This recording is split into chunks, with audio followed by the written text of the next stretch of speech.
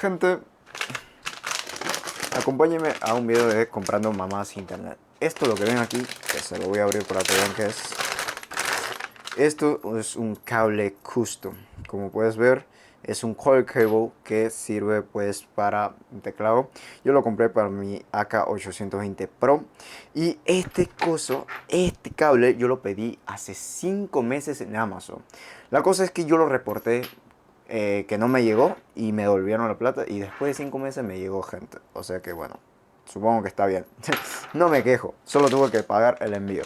Así que pues vamos a proceder a instalarlo a ver qué tal queda. Y bueno, gente, así es como quedó. Vean cómo quedó. Bello, bello, bello.